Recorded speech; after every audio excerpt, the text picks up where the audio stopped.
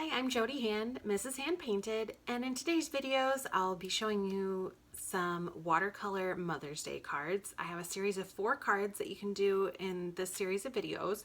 There are 4 different ones and they are vegetable and fruit puns. So this video I'll be showing you how to paint this fun beet card that says, "Mom, you can't be beat." For this tutorial and the other 3 cards, you'll need 1 sheet of 9 by 12 watercolor paper. I'm using a Legion Stonehenge paper, and I've divided that into 4 sections that are 4.5 by 6 inches each. So I just used a ruler and drew down the center of my card. So you can see in the videos, I've used the same sheet of paper to make all 4 cards. And I'm using some round Princeton Velvetouch brushes in size 6, 4, and 1. So I may just use a size 6 for one, but I will... All right, I am going to be making a series of Mother's Day cards with some fun puns that are fruit and vegetable themed. And the first one I'll be covering is this one where I'm going to do a beet. And it'll say, "Mom, you can't be beet," but spelled B-E-E-T, like the vegetable. And this will be really fun to do and very simple. And if you don't want to do it as a Mother's Day card and just want to make a fun any occasion card, you can just change it out and take the mom off of it and write "You can't be beet," or just to learn how to paint the beet itself. This would be a great tutorial. Okay. This is going to be kind of a purpley red. So I'm going to take some permanent red deep. Messy paint palette here. Okay. Get some permanent red deep. I'm going to add some purple of some kind to it. We'll add the Carbazole violet. And get myself a nice, see it better. I mixed this permanent red deep and a violet, and I made kind of a maroon color. More water in that, and I'm just going to do a single beet and basically just paint a circle, fill that in. Does not have to be perfect.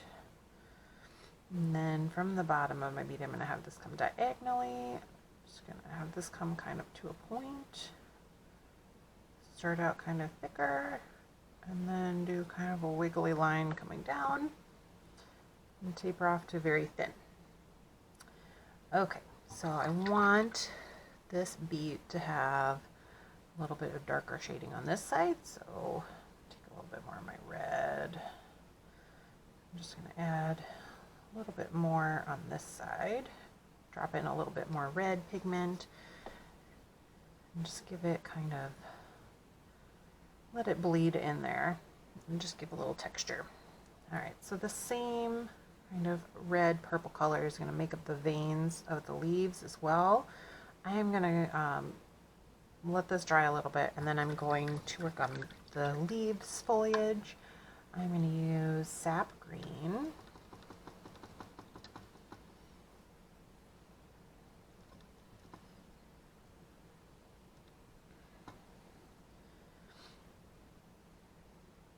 All right, and those leaves are mostly a long oval with kind of wavy edges. I think I'll do like 5 leaves just coming this direction. Alright, so I'll start with like just a basic shape, and then I'll go back over it and do kind of wavy bumps along it. And leave space here because we're going to go back over after this dries to do the red veining details.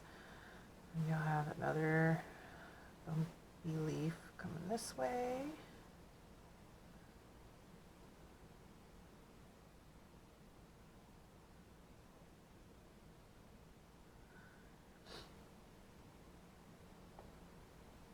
Got one coming from kind of behind this one.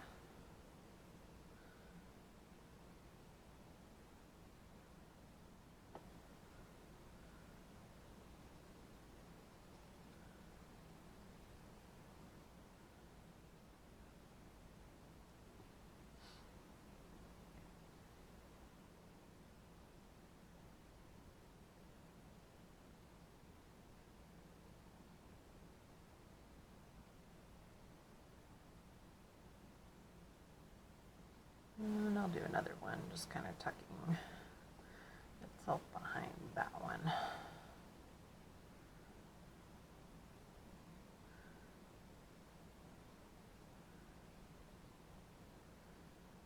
All right, and I want to put a little shading on these just to give them a little more dimension. So I am going to just mix in a little bit of that purple with my green. And then I'm just going to go on the one side of these leaves and just add in a little bit on the edge just to give them a little more dimension, and then I can blend that over.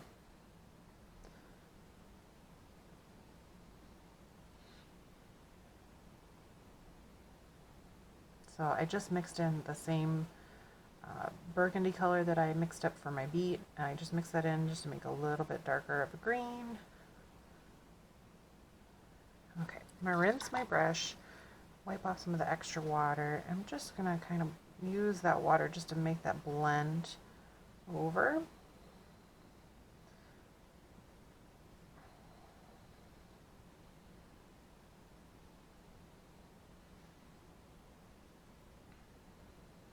There we go.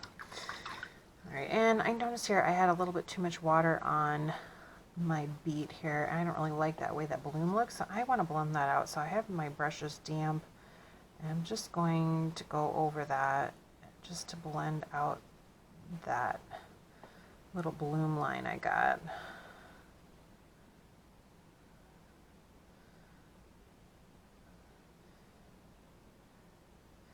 And some of those things can be corrected. Maybe will still be there a little bit after that dries, but it looks a little better. Okay, now before I move on to the next step, I want to dry all of this. So I'm going to use my heat tool to dry it.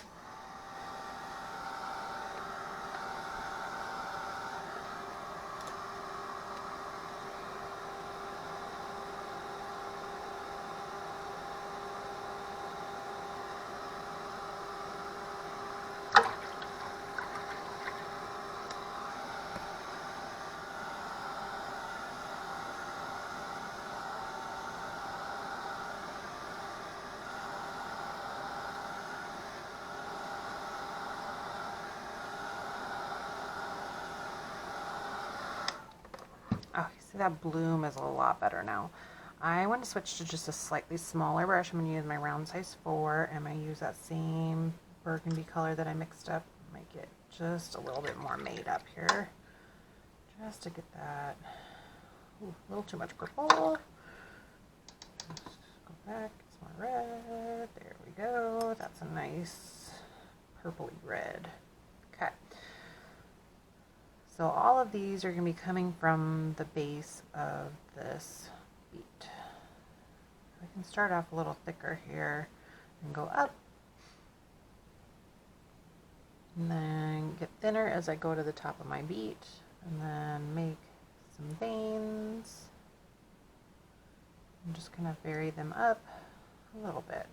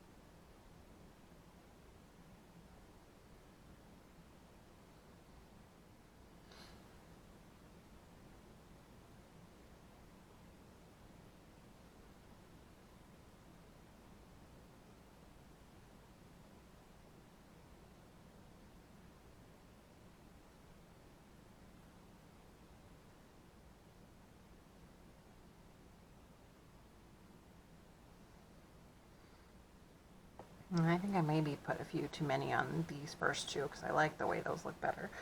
But that's okay. If I do this one again, I'll, or if you are working on yours, maybe vary the amount to however you feel looks appropriate.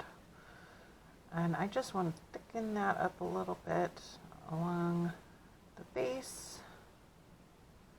I'm just going to add a little bit more of that color on the top part. And then I'm going to add just some little wavy lines in random areas, very thin across the front of my beet. It's just like if you did my carrots video, that one as well, the little root vegetables will have little tiny roots coming off of the main roots. So here I'm just going to add some little thin root pieces coming off of the bottom and the sides of the main root stem. All right, now one little extra touch we can do is just add some little paint splatters, but since I've laid this out for my 3 other cards, I want to make sure I cover that up so that I don't splatter this everywhere.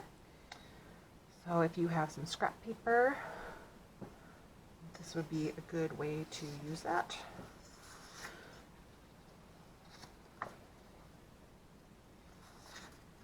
Just use the backs of those there. Okay, and I'll just get some water on my brush. And the more water you have, the bigger splatters you'll get. So if you want small splatters, try not to get as much water on your brush. Dry that off, wipe some of the excess off, and I can get a little bit smaller. All right, and go back to that green that I mixed in with the purple. Make it a little darker. I'll get some of those green splatters on there as well. And this is totally optional. If you don't like the look of the paint splatters, certainly just omit that.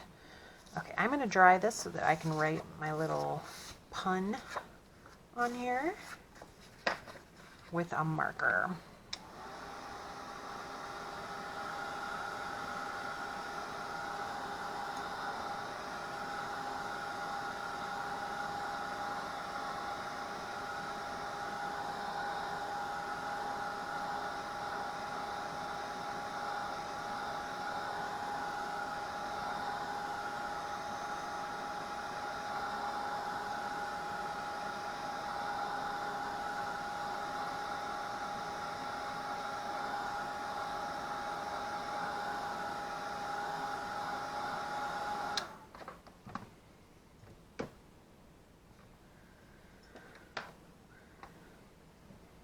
Alright, I am just going to use a thin pigment ink pen. This is just, what is the brand? It says Acurit. I got this, it's very similar to a micron pen. I got it from Buy It Try It deal on Jerry's Artorama. And I'm just going to write this in tall, skinny letters, just freehand. If you want to trace a font that you have on your computer or print something off and glue it back down there, or if you have a stamp, that would be good too. But since I want to do my phrase, "Mom, you can't be beat," I'm just going to hand write this on.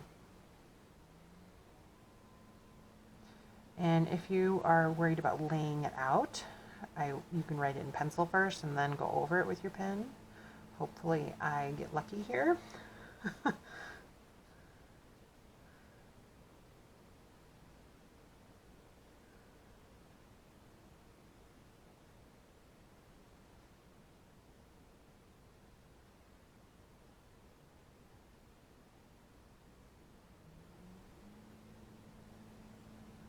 There, excellent spacing. Alright, I'm just going to throw my initials down here in the corner. This would be a really fun little humorous Mother's Day card, especially if your mom has a great sense of humor or if she's really into gardening. I think this would be a really great Mother's Day card to send to her. And I'll be doing 3 more of these in this series, so make sure you check out my other videos if you want to see. I got a watermelon, some peas, and some berries. Thanks for checking out my Mother's Day card series. If you want to paint all 4, Make sure you check out my other 3 videos.